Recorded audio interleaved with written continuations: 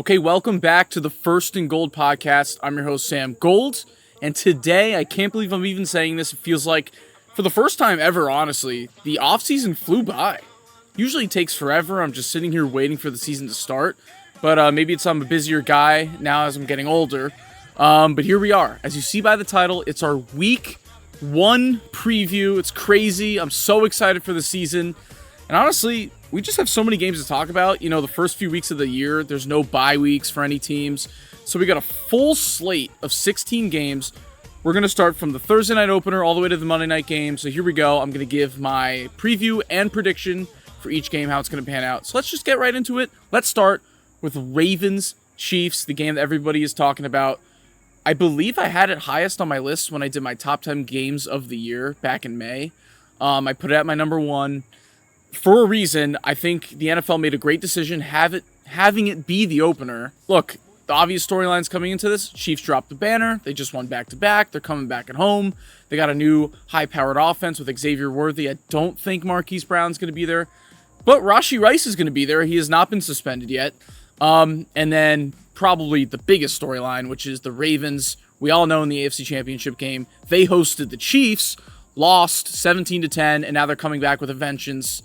The biggest thing for me is that if the Ravens don't win this game, like the Chiefs, people would argue the Chiefs have a lot to lose because they're dropping a banner and whatnot. And, you know, they don't want to start off 0-1 against a big AFC opponent. That is true. But I think the Ravens have more to lose in this matchup for sure. If they come out, lose to the Chiefs again, like their last 2 football games they've played are losses to Kansas City, a team that they just can't get over the hump and they can't beat them. That's going to be a lot. That's going to be a lot to take in for the Ravens this season, just to start off. So it's a very intense, important game for both teams, especially for seeding as well, if both of these teams are going to be as good as last year. But here we go. I'm going to pick the Chiefs. I am a Chiefs fan, as you know. But the Chiefs always make it close. I mean, we went out and lost to the Lions last year by 1. Now, of course, that was thanks to Kadarius Toney and a lot of our players dropping balls, whatever. And honestly, with the Chiefs coming out this season, I think they're going to be better on offense. But with, you know, Marquise Brown missing a few games to start the year, I don't think our offense is going to look too much better than last year. I know it sounds scary. They will look better, but I don't think they're going to come out and be, you know, the 2018, 2020 Chiefs offense or 2022 right off the bat. But I think we're good enough to hold our own. I will pick the defending champs, the Kansas City Chiefs, to win this game by 3 points, 27-24. I think it's going to come down to the wire. We always tend to do this in a primetime important game. Chiefs fans, we know it. Luckily, we've been on the good end of a lot of these big games, but they usually give us a heart attack in the making. I wouldn't be shocked if the Ravens came out and won. They probably want it a little bit more, although the Chiefs don't count out the Chiefs this season. They're not getting complacent. They're chasing that three-peat, and they also want to really win this game. So it's going to be fun and intense. 27-24, I'm going with the Chiefs. There we go. Let's move on to the Friday night game. This is the first time we're opening a season with a Thursday and a Friday night game, and the first time we're having a game in Brazil. So the matchup is Packers-Eagles in Brazil Friday night. I've said this probably 10 million times at this point about the Eagles. If they start off the season 0-2, 2-3, 3-4, the vibes are going to be off already. But I think if there's one game they're going to drop early in the season, it's this one. Also, just for the fact, I think the Packers are just a better team right now. I think they're younger, they're faster, they have a lot more potential. I think the Eagles right now, you know, maybe they come out and prove me otherwise. They come out, shake off all the dust from last season, and they're just a whole new team. I also think this game is going to be close. I think it's going to be high scoring as well. But I wouldn't panic if you're an Eagles fan, you lose this game. I would panic if you lose the Week 2 Monday night game at home against the Falcons. Don't beat yourself up, Eagles fans, if you lose this game, really, because the Packers, I have them going to the Super Bowl. If you go back and watch my record prediction episode, I think the Packers are going to be one of the best teams in the NFL. So yeah, I'm going to go ahead and pick the Packers in Brazil to win it 34-27. High scoring matchup. I believe that was it's been around that score the last couple times these two teams have matched up. So yeah, we'll see. It's, you know, I have the Eagles giving up 34 points, which sucks to hear as an Eagles fan because the one thing you want to see major improvement from is your defense. But look, the Packers, I think too highly of Jordan Love and their offense right now. You're just going to have to wait another week to maybe see that defense improve if you're the Eagles. So there you go. I have the Packers winning. Let's move on to my favorite part of every Sunday, the 1 o'clock slate, just because it's the most amount of chaos going on. It's the opening of Red Zone, especially in this week 1. You get to see Scott Hansen for the first time, one of my favorite things to do. And we got a lot of games, so there's just so much going on at the 1 o'clock slate. And we're starting here. We live in New Jersey. We're 20 minutes away from MetLife Stadium. This game's going to be going on. Vikings, Giants. As you know, producer Alessandro is a Vikings fan. My brother's a Vikings fan. Neither of them are going to be able to go to the game, but honestly, I told them, don't worry about it, because I don't think this game is going to be that entertaining. I'm sorry, Giants and Vikings fans, but look, here's the thing. I actually think the Giants' defense could be top 10 this year, but their offense could be the worst offense in the NFL, and that's not Malik Neighbors' fault. That's not even their improved offensive line's fault. I have no hope with Daniel Jones. I'm sorry. I'm not going to MetLife in week 1 and watching and paying $200 to sit in the nosebleeds and watch Daniel Jones versus Sam Darnold. No thanks. So with that being said, I really don't know who's going to win this game. I'll give it to the slightly more talented team, although I think the Giants defense is going to keep them in it, especially now with Sam Darnold starting. I'll say the Vikings win it. I'll give it a weird score. This feels like a weird score. A safety might happen. A few fumbles. It feels like it's going to happen. I wouldn't be surprised if Daniel Jones and Sam Darnold combine for 5 fumbles. Like, that's something that would happen. So I'll say the Vikings win it 18-16. I don't know. There you go. Let's move on to our second 1 o'clock game in Cincinnati. The Bengals play the Patriots. Now, the Bengals have started off these last couple seasons very slow. I think with Burrow finally coming back healthy, they're coming back with a vengeance this season. This was a nice matchup for them to play the Patriots at home, to get back on their feet. I don't see them starting off slow this time. It's just too good of a matchup for them. Drake May going into, a rowdy Cincinnati environment against Joe Burrow. It's going to be tough for him in his first game. It reminds me of CJ Stroud going to Baltimore last year in week 1. Where, no matter what type of quarterback you are, that's just a really tough game to play as your first ever start in the NFL. So I'm just going to have the Bengals kind of dominating this game. Let's give it 31-12. Another weird score, but yeah, I think the Bengals just come out and just show them who's boss in this game. Falcons, Steelers, another interesting one. These teams don't play very often. Every 4 years, it's in Atlanta. We get to see... Actually, this is a pretty interesting matchup because you get to see the debut of either Justin Fields or Russell Wilson. Preseason week 3 is about to end today. We're filming this on a Sunday. We still don't know who the starting quarterback is for Pittsburgh, so that's going to be interesting. And then, of course, the major storyline is Kirk Cousins coming off of the torn Achilles, his first start in Atlanta. A new-look offense with Raheem Morris as coach. Arthur Smith is gone. Bijan healthy. Drake London, Kyle Pitts, Darnell Mooney, you name it. Great offensive line. So I think that offense, the biggest matchup of this game is the Falcons offense versus the Steelers defense, which is always very solid, especially with TJ Watt healthy. He's always going to be a game wrecker. So as fascinated as I am going to be watching the Steelers quarterback situation, I think that's the real matchup you're looking at here. I think it's going to be a very close game. Atlanta always likes to keep it close. The Steelers always like to keep it close. These are two franchises that can win or lose on any given Sunday. I know that's technically the fact for any team, but the way I'm saying it is that the Falcons could be up 17 points against the Chiefs, and then they'll blow it. Or the Steelers will be down 13 against the Ravens, and then they'll win in a shitty, defensive, weird matchup. So I'm going to pick Younghoe Koo to hit a game-winning field goal. I won't say in overtime. I'll say right at the end of the fourth quarter. He'll hit a game winner, and the Falcons are going to pull it out and go 1-0 against the Steelers, 20-17. Okay, Colts-Texans, another interesting matchup. Now, I have the Texans as being one of the best teams in the AFC. I have the Colts at, I believe, 9-7-1 on the season. The Colts are at home, which helps, but I just think CJ Stroud right now is on fire. I think he's going to come out looking, if not better than he was last year already.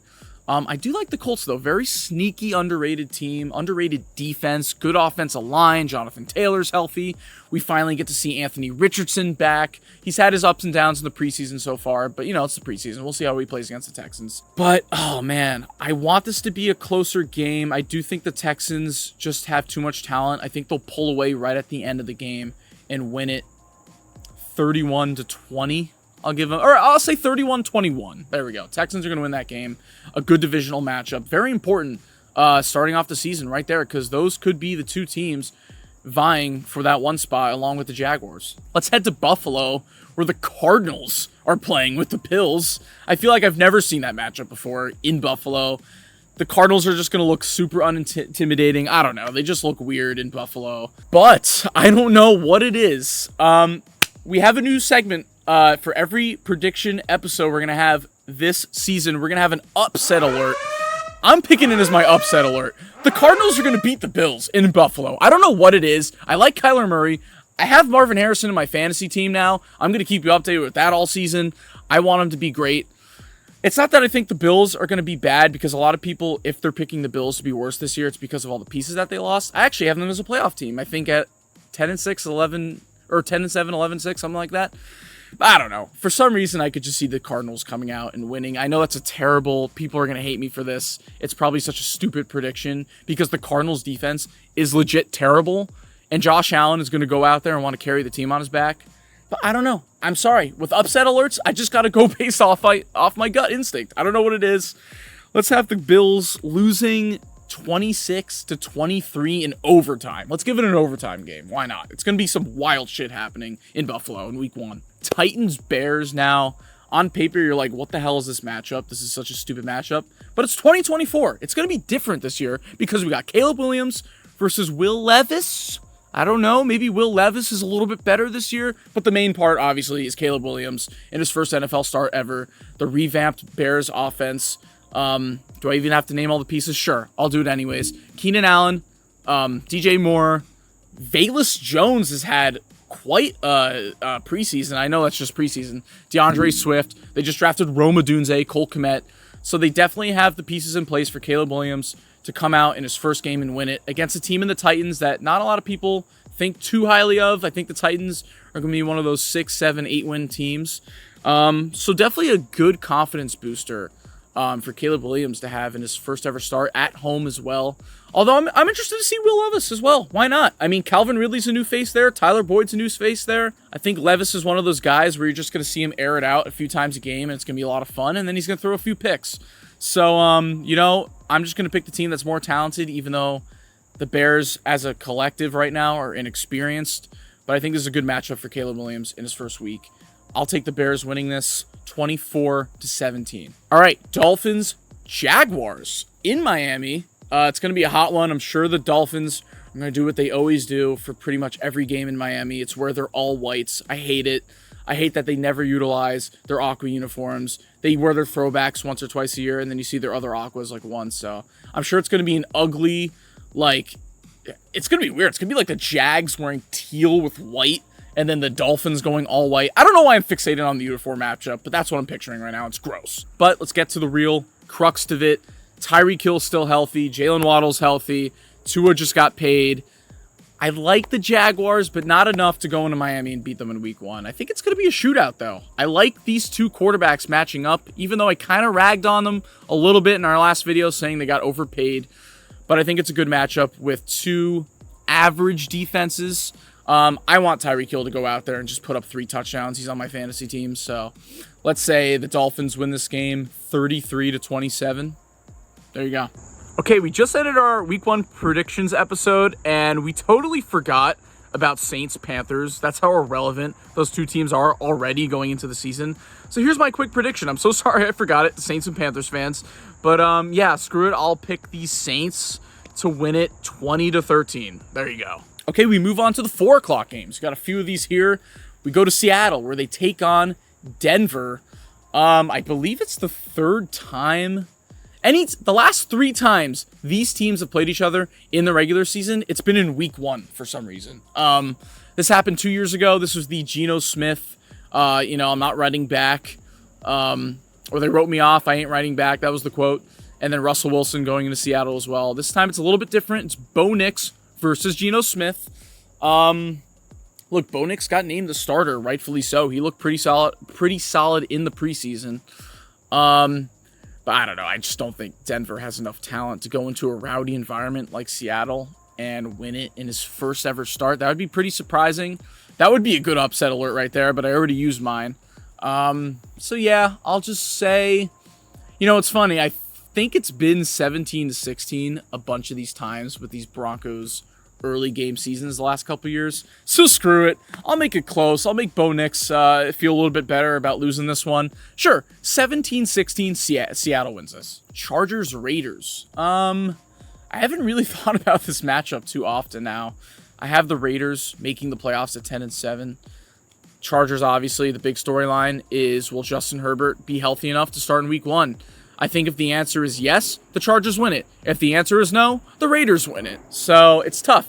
And plus, it's Jim Harbaugh's first ever game. Oh man, this one's really close. I think this is another overtime matchup right here. It feels like one of those games that comes down to the wire. Screw it. I'll pick the Raiders to win it in overtime. 30-24 on a walk-off touchdown to Jacoby Myers. Let's see if I get that right. And then we got Tom Brady's first ever game, calling it in the booth. I mentioned this in our last video. Very excited to see that. But most importantly, let's talk about the game actually on the field. It's Browns-Cowboys. Deshaun Watson versus Dak Prescott. The Browns, very quiet offseason. That doesn't mean bad. I mean, they added a few pieces. Jerry Jeudy on the offense. I like that. Their defense is still solid. Their offensive line, top 3 in the NFL. But Deshaun Watson, he's been dealing with some minor injuries this offseason. He hasn't played any bit in the preseason, but he will be playing in week 1. And then with the Cowboys, just a shit offseason for them. Especially the fact that we still don't even know if CeeDee Lamb's going to be on the field. Let's just say he is. I don't know who's going to win this game, to be honest. I think it's going to be weird. Kevin Burkhardt calling this game, it doesn't sit right in Cleveland at 4 o'clock. Screw it, I'll take the Browns at home. Why not? Let's see the Cowboys squirm a little bit after week 1. Coming off of a bad offseason, it makes Jerry Jones feel bad about not paying his guys and not doing anything in the offseason. So let's see what happens when they lose this game. And let's have them lose on a game-winning field goal by the Browns. Let's say it's gonna be 22-20. Just a bunch of field goals for the Browns in this game. And then our final 4 o'clock game, Bucks Commanders. I don't really want to spend too much time on this game just because it's like, who cares, honestly? I'm sorry. It'll be interesting to see Jaden Daniels in his first ever start. Baker Mayfield, is he going to be the same coming back at home against a team where he should do pretty well because the Commanders defense isn't very good. I'll pick the ooh, this is really tough. I'll go with I'll go with the Commanders to win it. Why not? It feels like a fun little thing to do here. I'll pick them winning 20-17. Okay, and then we go to Sunday Night Football. These next 2 games are huge. Other than Ravens-Chiefs, the 2 biggest games of week 1, I got Rams-Lions, Sunday Night Football in Detroit. The Lions coming off of a great season, not a great ending to the season, but overall, one of their best seasons in franchise history. Where they started off the playoffs by winning their first ever playoff game in 30 years against the Rams, whereas Jared Goff versus Matt Stafford, everybody knows the deal. It's going to happen again. They wanted this for week 1. It's going to be another intense matchup. Everybody's coming back healthy, hopefully, because Puka, you better be on the field, or else this matchup might not be close. Yeah, I think the Lions, man, I think they're going to come out... Do I think they're going to lose is the question. I think they are. I feel horrible about this. I think the Lions are going to lose in week 1. I know that sucks to hear as a Lions fan. It needs to be close, but listen, I have the Rams doing big things this year. I do have the Lions being good this year, but for some reason, I don't know why, I can't ever picture the Lions putting together 2 elite seasons. I think they're still going to be very good. I think I had them at 11-6, but I don't know why. It just feels like this is how it's going to start. And people are going to get in their heads as Lions fans. I hope it doesn't happen, though. I am rooting for the Lions, but my gut is telling me the Rams, so why not go with my gut? I'm going to have the Rams win this game 30-27. And then finally, 49ers, Jets. The game everybody's been waiting for. Obviously, Aaron Rodgers coming back. Now, it's not going to be on the MetLife turf, luckily. I've already made the joke a million times. What if he gets hurt after 5 snaps this time? Whatever. I'm putting that aside. I'm going to have the real analysis of this game right now. If everybody's healthy, I think Aaron Rodgers goes out there and plays average. Now, I'm not going to pick the height because the 49ers defense is just too good for Aaron Rodgers in his first game back. He doesn't have enough chemistry with these guys. I don't care how good his practices have been. If your first game back in 2 years is in San Francisco against a team that was 3 points away from winning the Super Bowl, I'm sorry. It's not going to be that easy. But I do think the Jets defense is good enough to give Brock Purdy a couple interceptions. I'm going to say 2 interceptions for Brock Purdy in this game. And it's going to come down to the wire. It's going to come down to a final drive down 5 where the 49ers defense is going to come out on top and still beat the Jets. Although I think it's going to give Jets fans some hope. I think there's going to be some high moments, some low moments. The Jets aren't going to look bad. They're hopefully going to avoid disaster. I will have the 49ers winning this 24-19. There you go. And that's it. I feel like we bowled through all these games.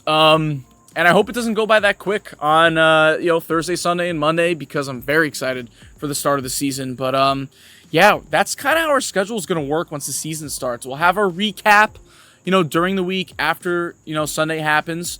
And then later in the week, we'll have these preview games. We're going to have our upsets of the week. Maybe we'll add some new sections to our previews. We're going to be working this out all season. We want to make this fun to watch for you guys. Very interesting.